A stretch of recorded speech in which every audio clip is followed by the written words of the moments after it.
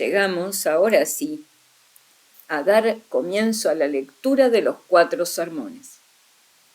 Leemos en el primer sermón acerca de las profecías del fin del mundo. Pero María conservó todas estas palabras, confiándolas en su corazón. Pero María retenía todas estas palabras, ponderándolas en su corazón. Palabras tomadas del versículo 19 del capítulo 2 del Evangelio de San Lucas. Me propongo, hermanos míos en Jesucristo, durante los domingos de este mes, presentarles algunas consideraciones con respecto a las principales circunstancias que nos revelan las Sagradas Escrituras y la tradición de la Iglesia en relación con ese gran misterio futuro, al que nuestra atención se dirige providencialmente en esta santa temporada. La Iglesia en este tiempo nos está enseñando a prepararnos más particularmente para celebrar con alegría y agradecimiento la gran fiesta de Navidad, la conmemoración de la primera venida de nuestro Señor al mundo, en pobreza, en sufrimiento, en mansedumbre, en benignidad y humildad. Pero un instinto celestial la lleva a hacer esto, en gran medida, por medio de consideraciones sobre la futura venida de nuestro bendito Señor, en gloria, majestad y poder.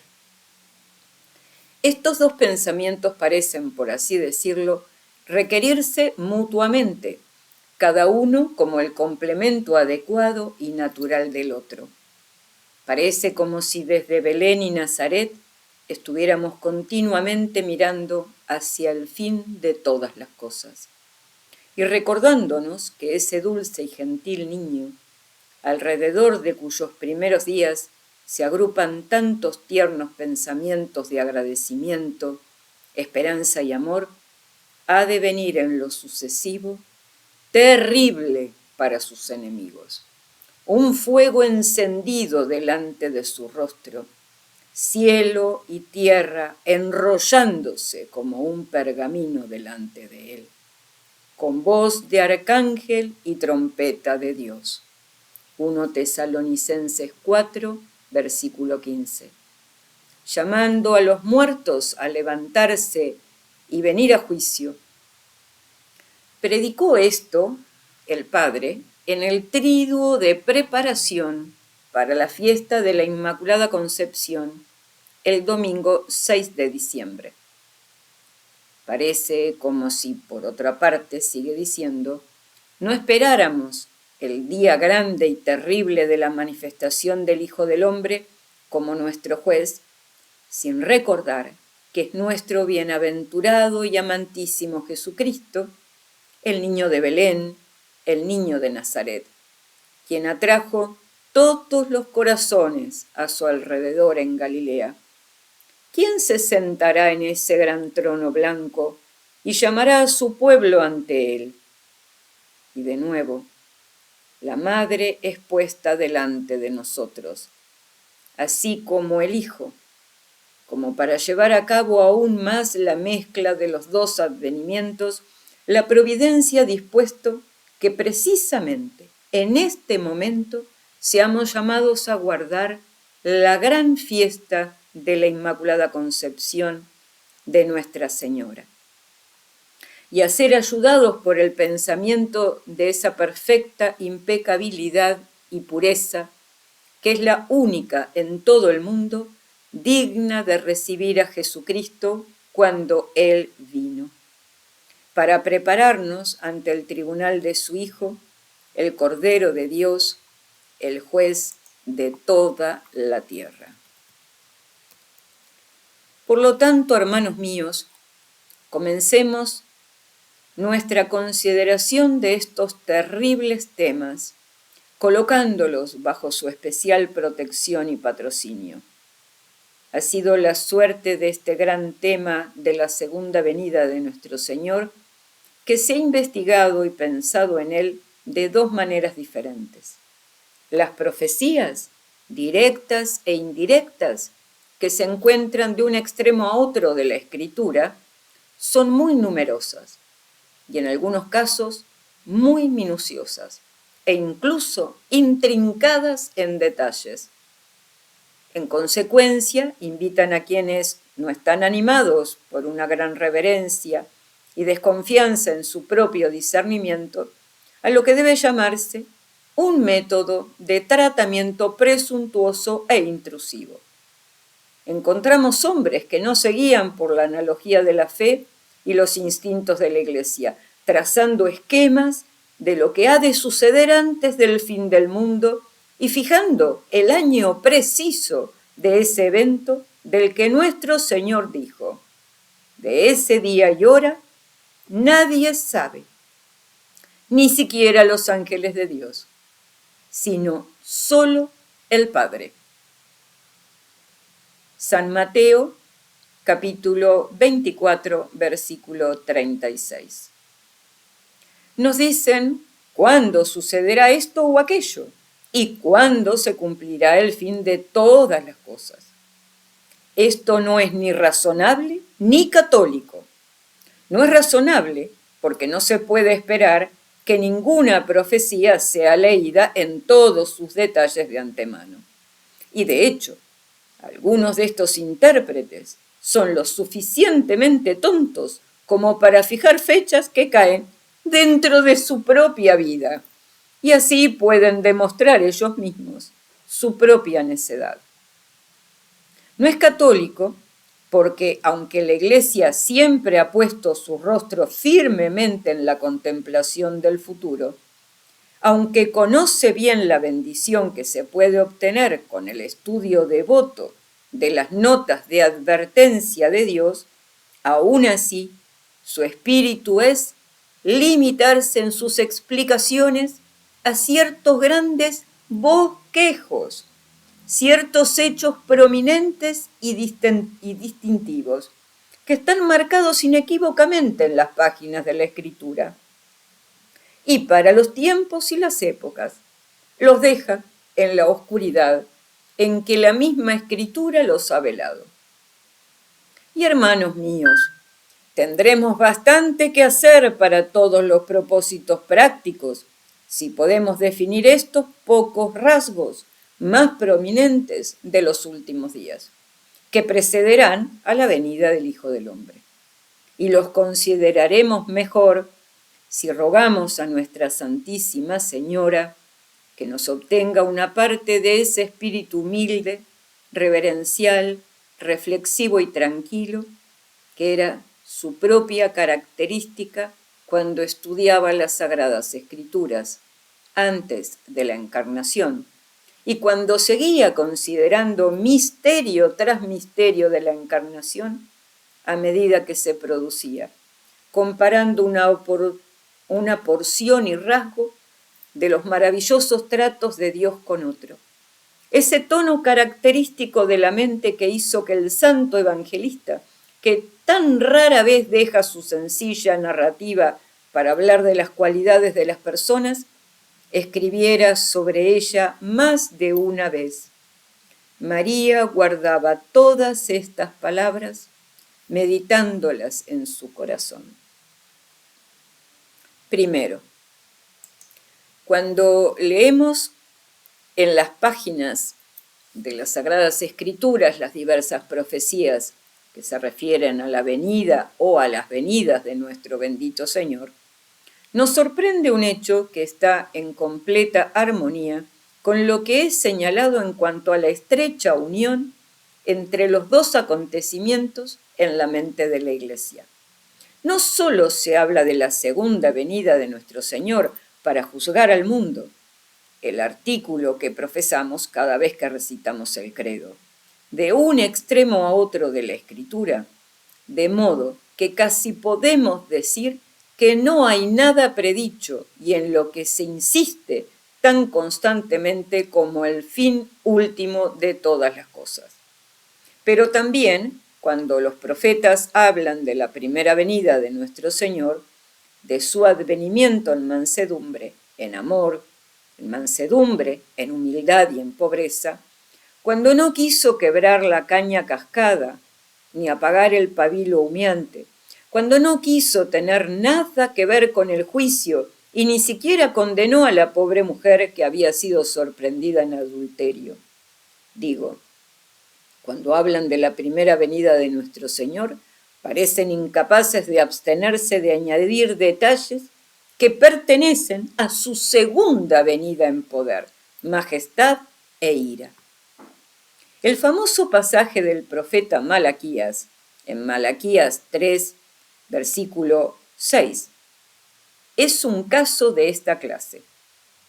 Sabemos que se refiere a la primera venida de nuestro Señor, porque es una parte de la profecía sobre su precursor en ese momento, San Juan Bautista.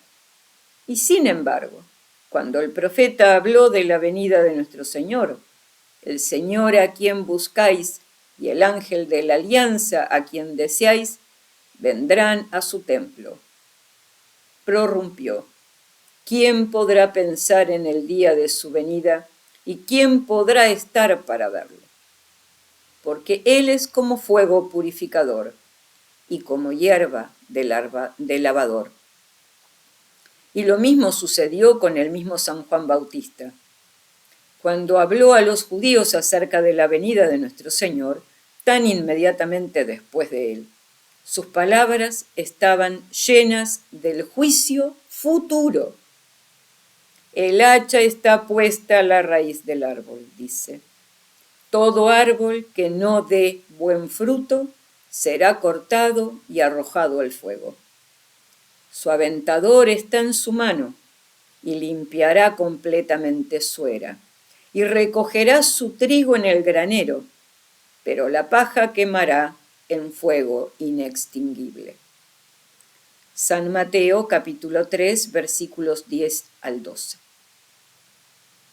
Es como si la luz de los fuegos del gran día del juicio hiciera que todo lo demás palideciera y se desvaneciera en comparación a los ojos de aquellos que veían el futuro de las acciones de Dios con el mundo.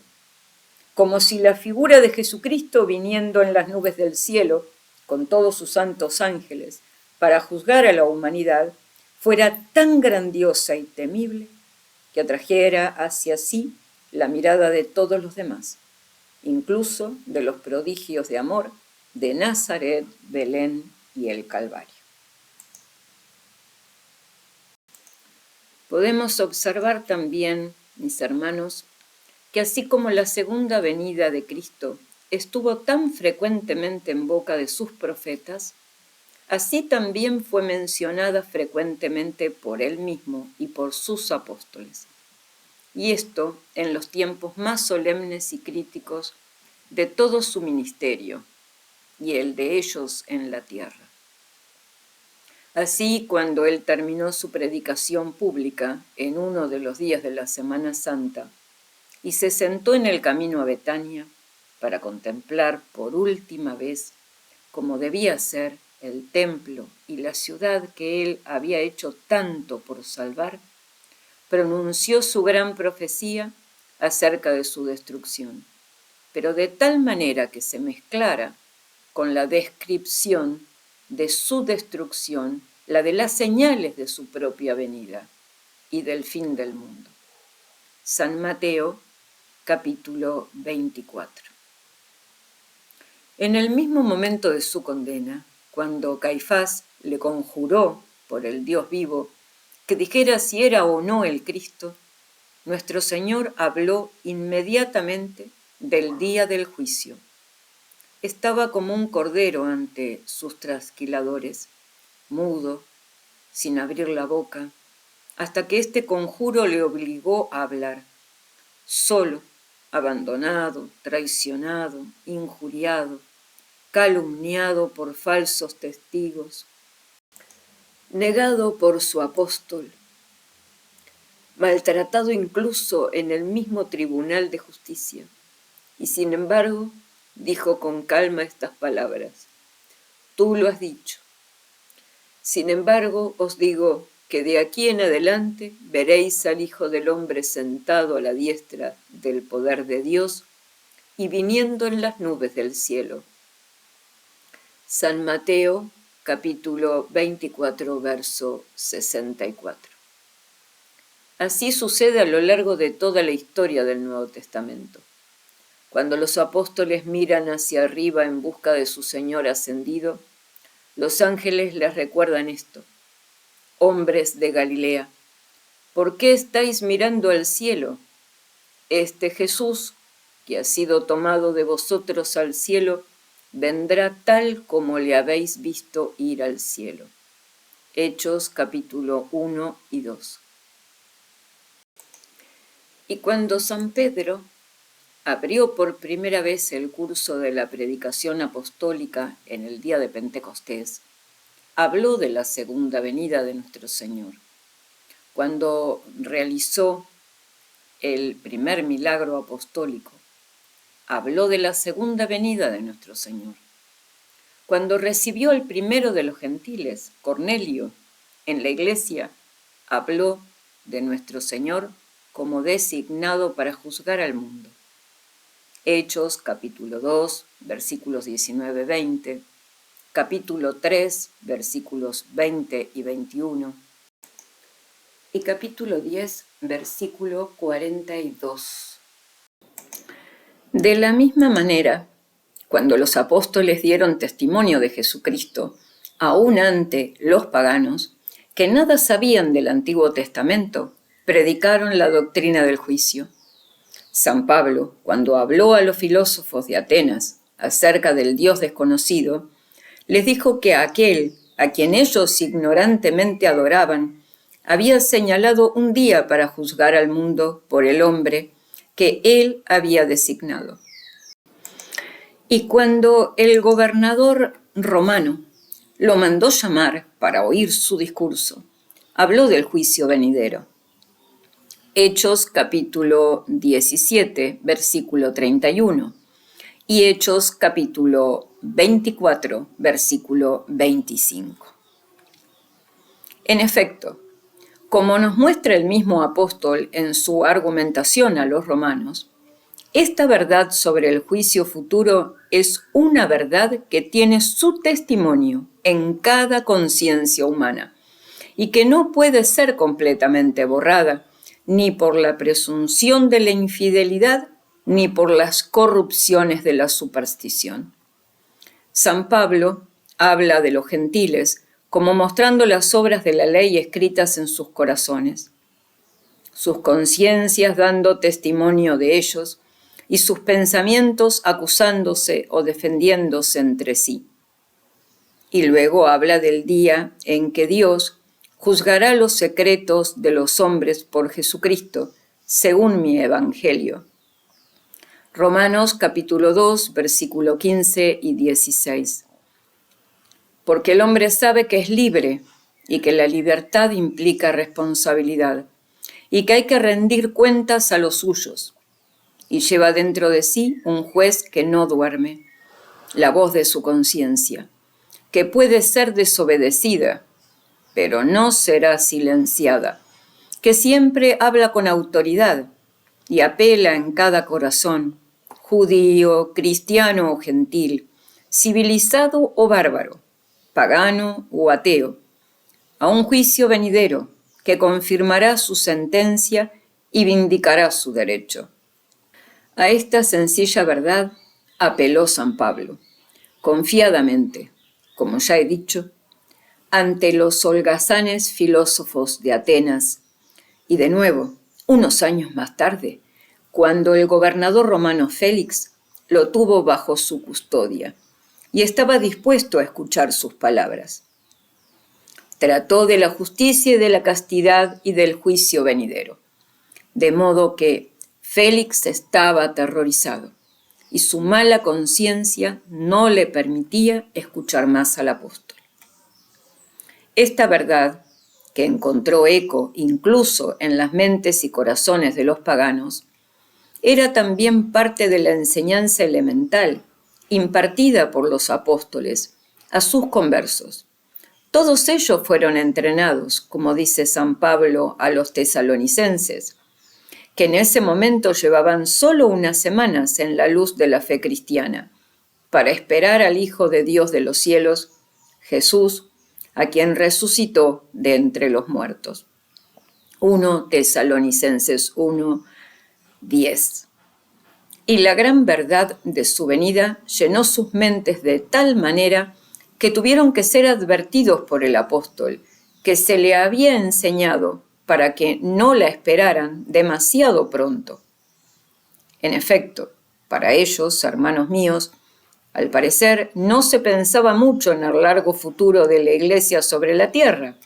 No se veía ninguna imagen de esperanza y expectativa de una historia tan maravillosa como la que ahora contemplamos a lo largo de tantos siglos.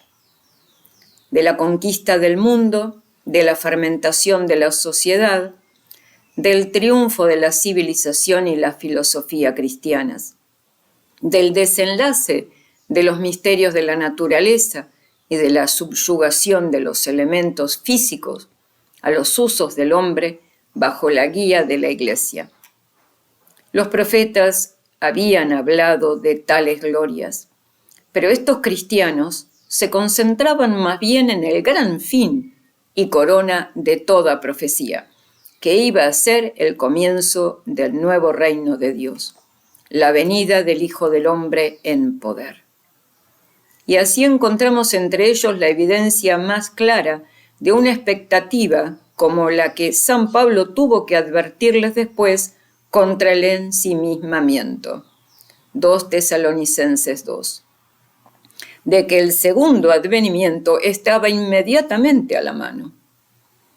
Nuestro Señor había dicho, aún no es el fin. Como vemos en San Mateo capítulo 24, versículo 6. Y sin embargo, esta expectativa estaba presente en la mente de los primeros cristianos, no solo en la suya, hermanos míos, sino también en las de quienes vinieron después de ellos en generaciones sucesivas. Encuentro la misma expectativa en San Cipriano en el siglo III, en San Crisóstomo y San Jerónimo en el IV, en San Gregorio Magno, testigo de ello, en el VI, San Bernardo en el XII, San Vicente Ferrer en los siglos XIV y XV. Todos esperaban continuamente la aparición del hombre de pecado, cuya venida debía preceder a la de nuestro Señor. En esto, hermanos míos, cuán diferentes podemos decir de la generalidad de los hombres de nuestro tiempo, que parecen en su indiferencia e incredulidad traer ante nosotros el cumplimiento de la profecía de San Pedro, y por lo tanto indicar muy verdaderamente la proximidad real del fin por su mismo olvido de él. En los postreros días vendrán burladores engañosos, andando según sus propias concupiscencias, diciendo, ¿dónde está su promesa y su venida? Porque desde el tiempo en que durmieron los padres, todas las cosas permanecen como desde el principio de la creación. Segunda de Pedro 3, versículo 4.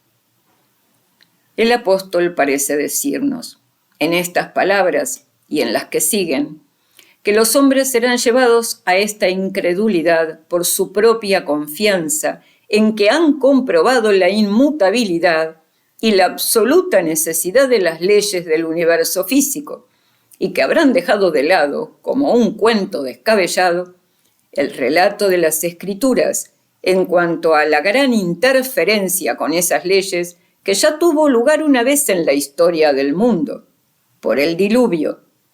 Sí, seguramente este temperamento de olvido y confianza en sí mismos es una señal aún más significativa del fin que se acerca que la ansiosa expectativa de que nuestro Señor vendría de inmediato, que prevaleció entre los primeros cristianos y los santos.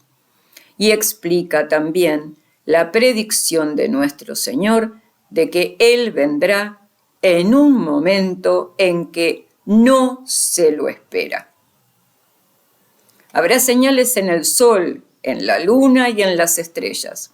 Los poderes del cielo, las mismas leyes del universo en las cuales estos hombres han de poner tanta confianza, serán sacudidas.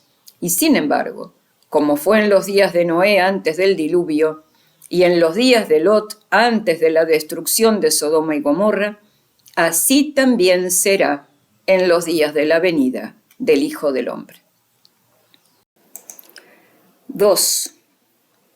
Pero es más provechoso para nosotros entrar en los pensamientos de los primeros cristianos y de los santos que explicar los engaños de los hombres de los últimos días.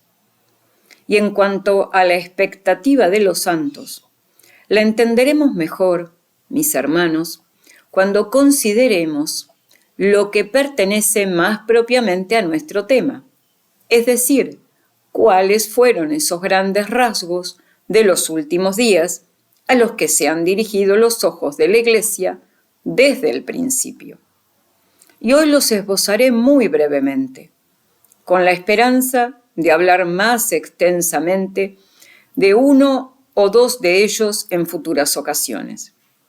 Pero podemos ver casi de inmediato por qué fue que en un periodo tan temprano, y nuevamente más tarde, los discípulos de los apóstoles, y de hecho la generalidad de los cristianos, fueron literalmente como nuestro Señor les ordenó que fueran, como hombres que lo esperaban.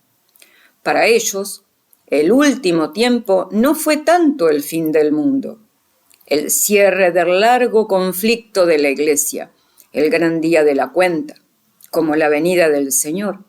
Sus ojos y corazones se estiraron hacia adelante para ver a aquel a quien algunos de ellos habían visto y conocido, y a quien todos habían oído hablar y amado.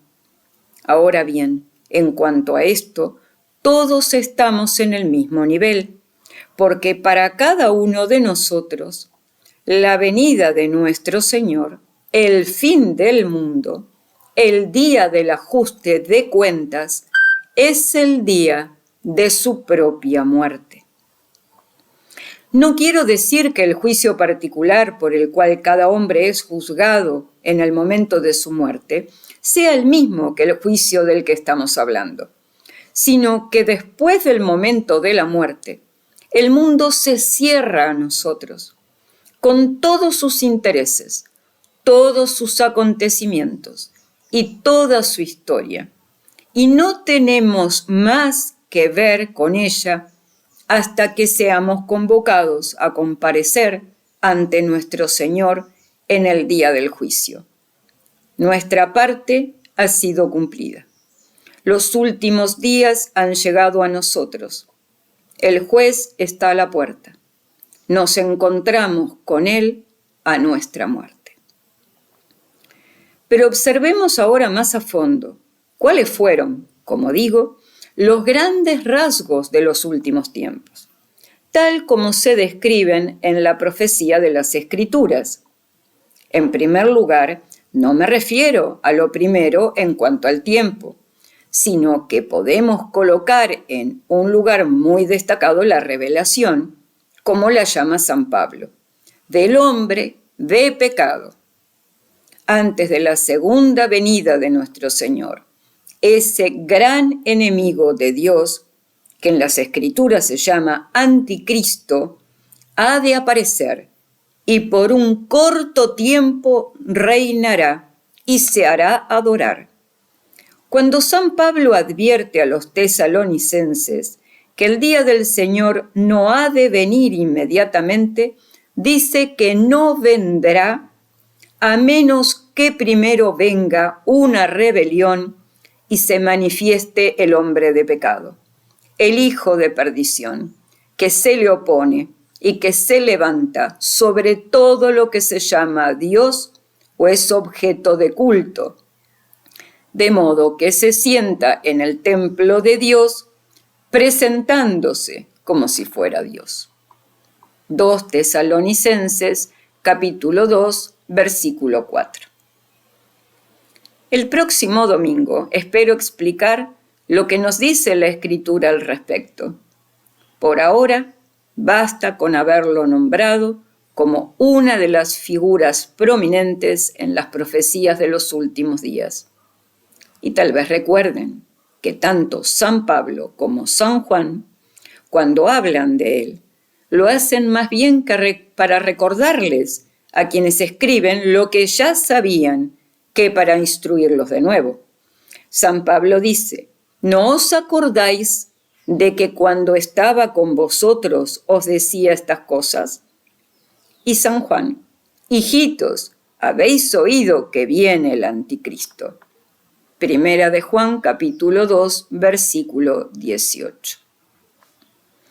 Y podemos concluir con seguridad que los apóstoles tenían alguna buena razón para enseñar a sus conversos de inmediato acerca de este siervo del maligno.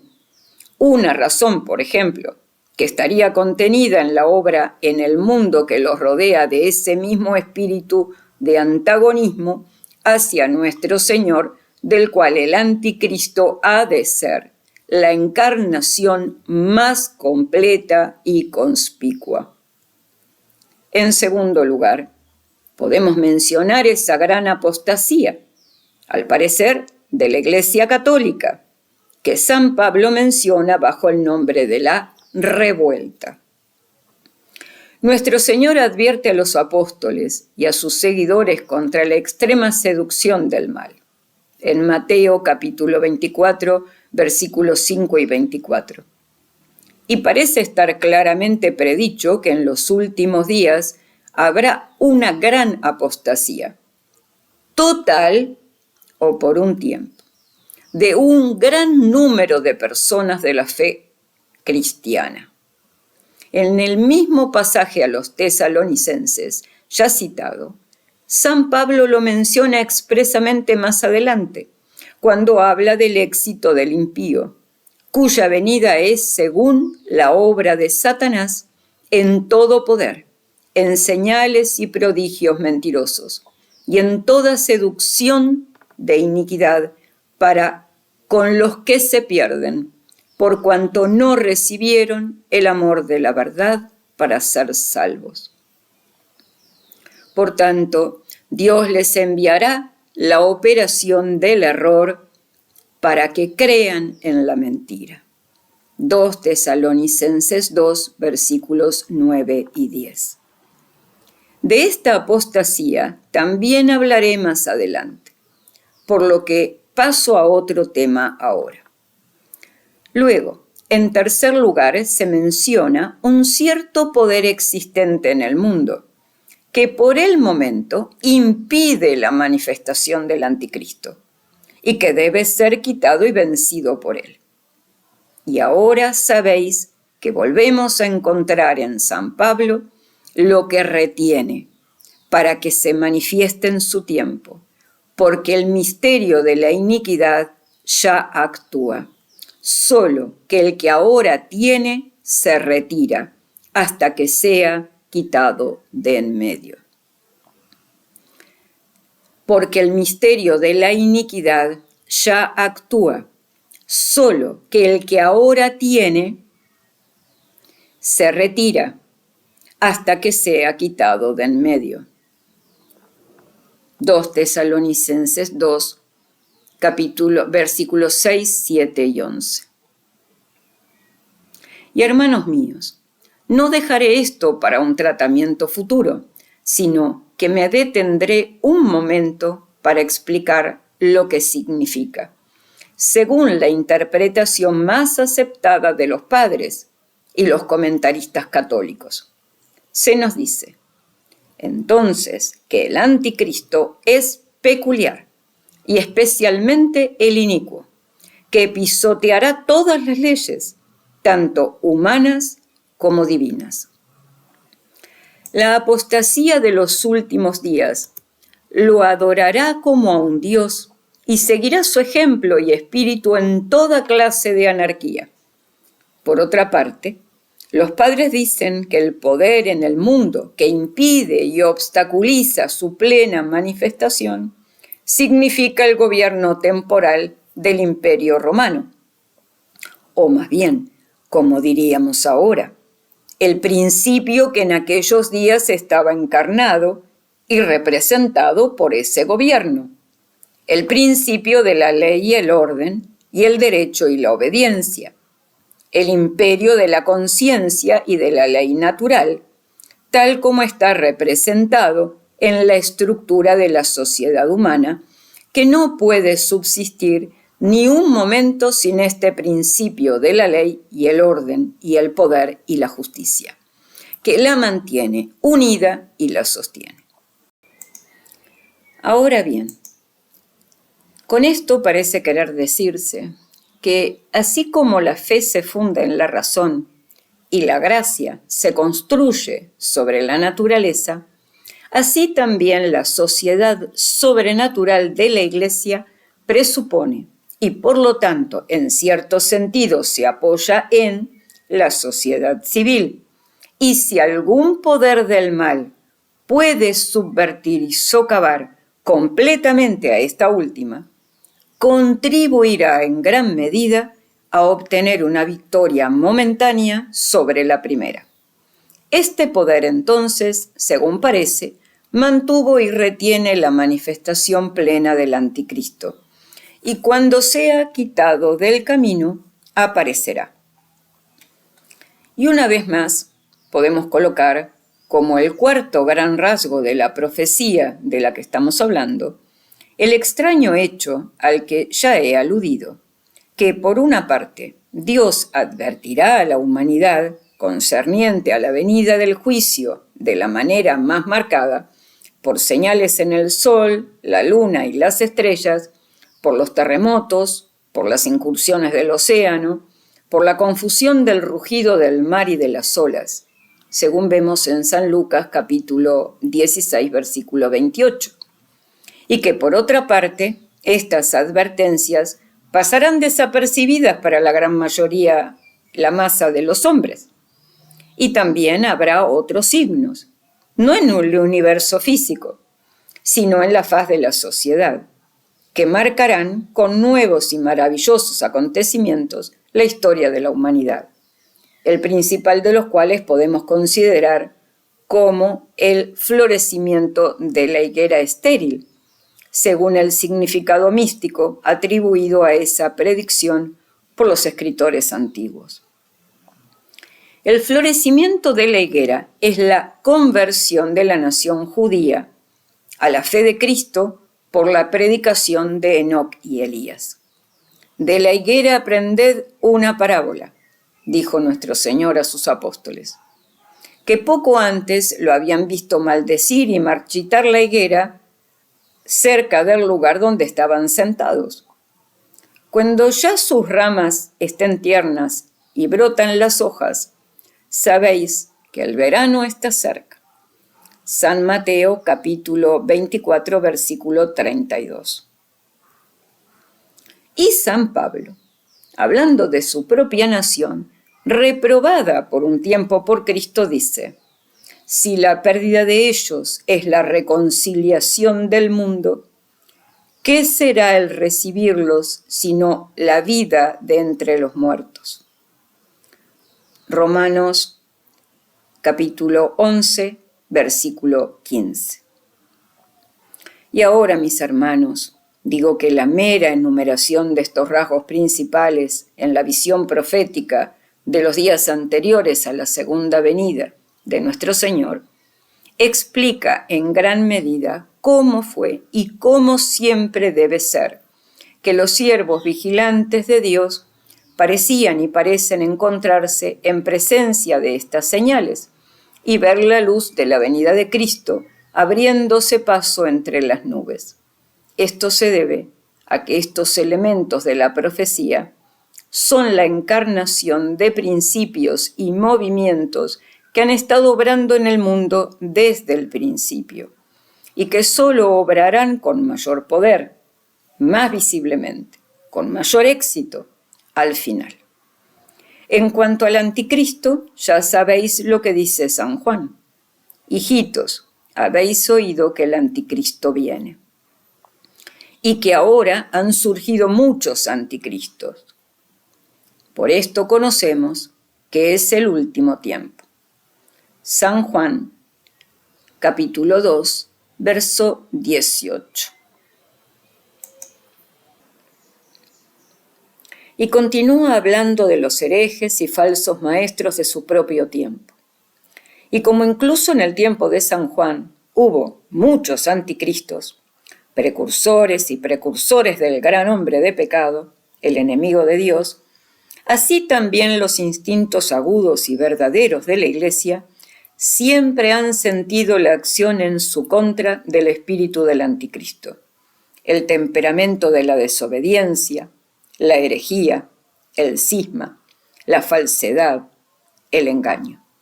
Y de un tiempo en tiempo han surgido ejemplos conspicuos, hombres que han tenido una preeminencia tan mala y funesta sobre sus semejantes en la obra malvada de oprimir a la Iglesia, perseguir la fe, oponerse a la Santa Sede y corromper la doctrina cristiana y las costumbres cristianas.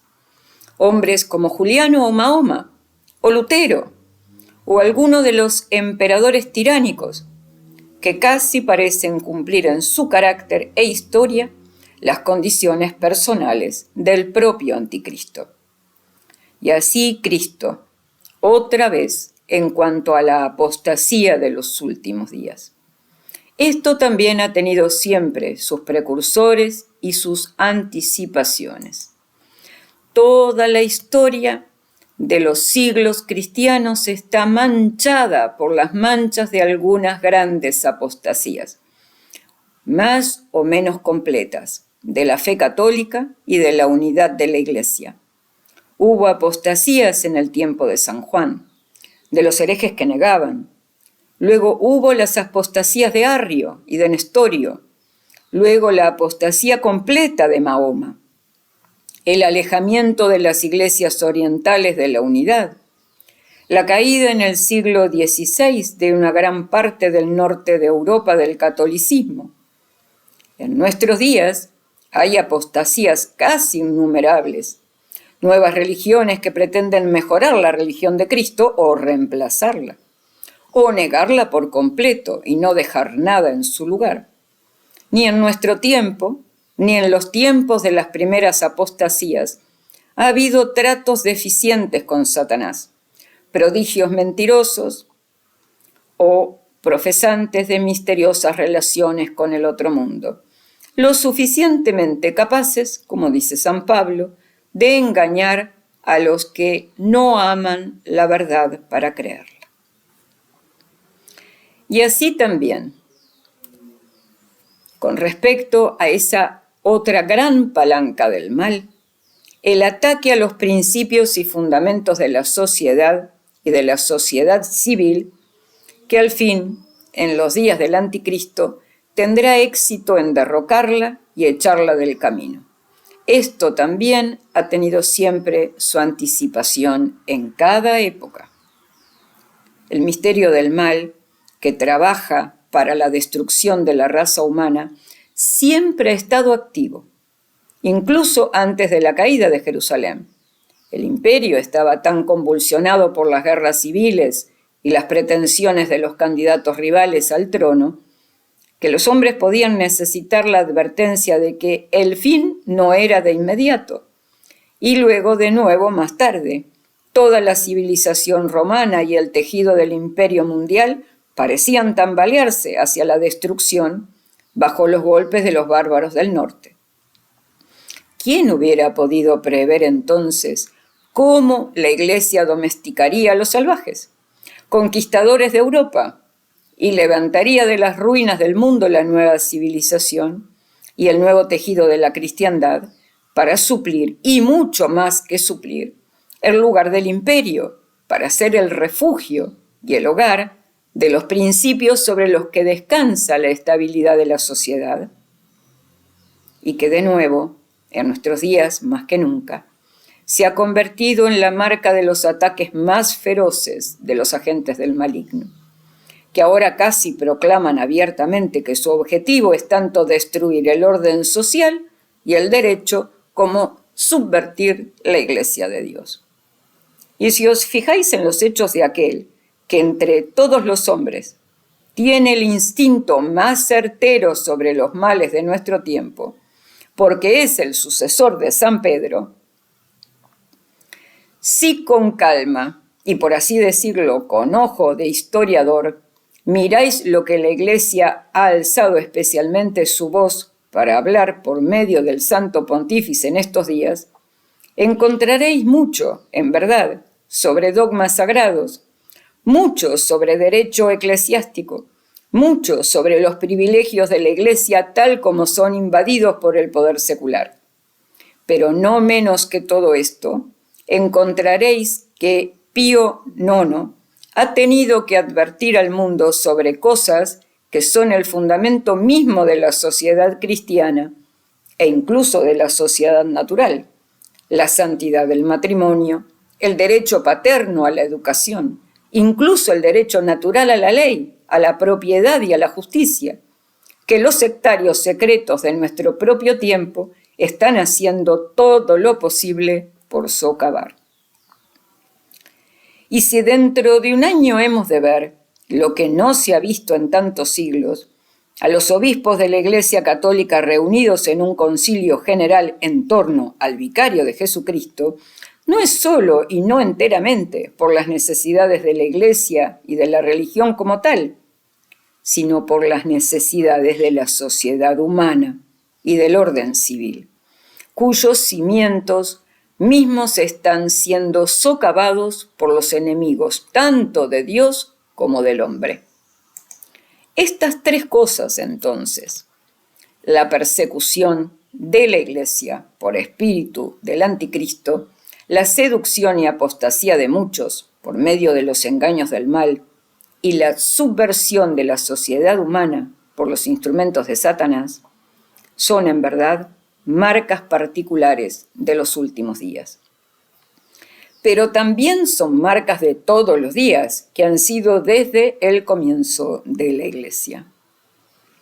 Por eso los verdaderos hijos de la Iglesia, aquellos que tienen su instinto y su espíritu de vigilancia contra el peligro común, siempre han estado listos para lanzar fuertes notas de advertencia a los hombres de su generación de que el anticristo estaba cerca y que el fin de todas las cosas se acercaba.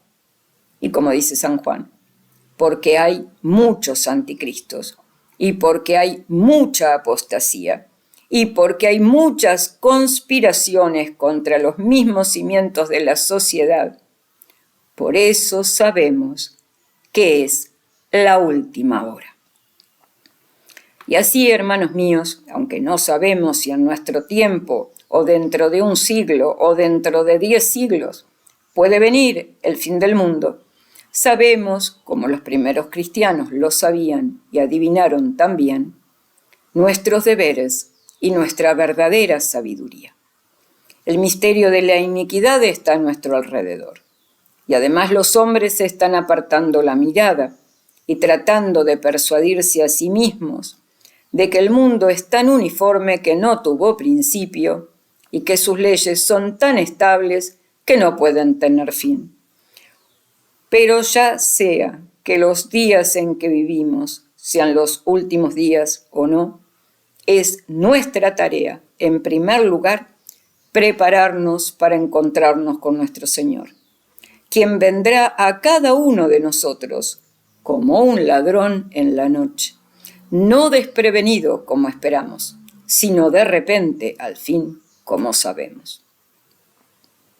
Y más allá de esto, es nuestro deber luchar por la causa de nuestro Señor en el mundo, poner todo nuestro pequeño peso en la balanza contra los poderes del mal, contra el espíritu de herejía, de cisma, de anarquía, de sensualidad, de desprecio de todas las sanciones y obligaciones humanas y divinas, que está en el aire a nuestro alrededor y que respira destrucción a la Iglesia y a la sociedad cristiana que la Iglesia ha fundado y sostenido. Bienaventurados los siervos a quienes el Señor, cuando venga, hallará velando. En verdad os digo que Él se ceñirá a sí mismo y los hará sentarse a la mesa, y pasando les servirá. Y si viniere en la segunda vigilia o viniere en la tercera vigilia y los hallare así, bienaventurados esos siervos. San Lucas capítulo 12, versículos 37 y 38. Hemos concluido aquí el primer sermón. Damos fin al primer sermón acerca de las profecías del fin del mundo. E invitamos a continuar escuchando el segundo sermón, que tratará el padre reverendo Coleridge acerca del hombre de pecado, el anticristo, el hombre de impiedad, el inicuo. Bendiciones para todos y los espero a seguir escuchando.